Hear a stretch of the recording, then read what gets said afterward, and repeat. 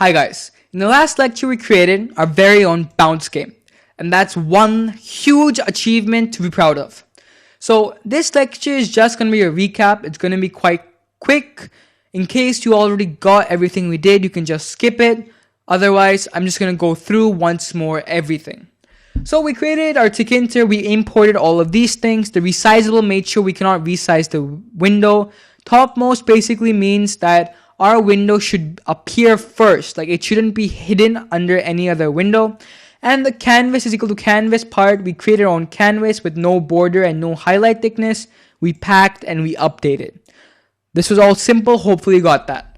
Now comes the object-oriented programming. We talked about a little bit in the previous lectures, but if you didn't get it then, hopefully you got it now.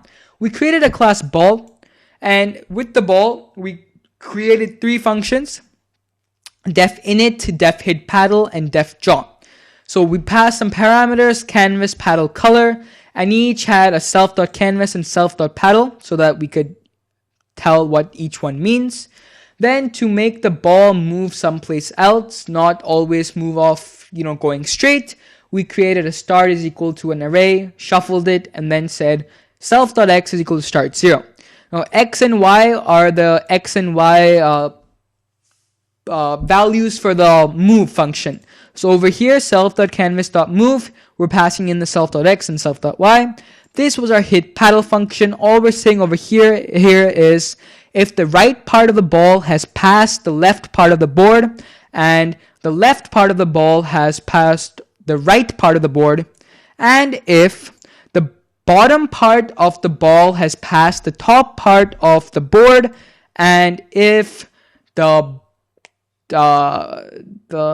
bottom part of the ball has not passed the bottom part of the board. Okay, a little bit confusing, but it's quite simple. We return true, otherwise return false. So now we had our def draw, and then def draw, we're just saying these were all the walls. So if it hit the top, then make it go reverse. If it hit the right, make it go reverse. If it hit the left, make it go reverse. And if it hit the bottom, make it go reverse. Position was getting the coordinates from our ID. That was pretty cool. Great.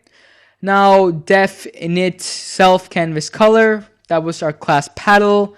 And we did the bind all. We binded our keys with these two functions, self.turn left, self.turn right. We created our draw function, and in our draw function, we did if position 0 is less than or equal to 0, we didn't want the board to go past that, and we didn't want the board to go past this. Here we're just saying def turn left, self.x should equal to -2, and turn right, x should equal 2. Normal left and right values. Here we're initializing both a paddle and a ball. And over here in our while loop, we're saying if the ball has not hit the bottle, draw the ball, draw the paddle, and then update, refresh the canvas, and then sleep for the animations. Awesome. So this was huge. You should be immensely proud of what you've just accomplished. I'm immensely proud of what we've just done. Great. I'll see you in the next lecture. Hopefully you understood this whole program, and I hope you had fun doing it.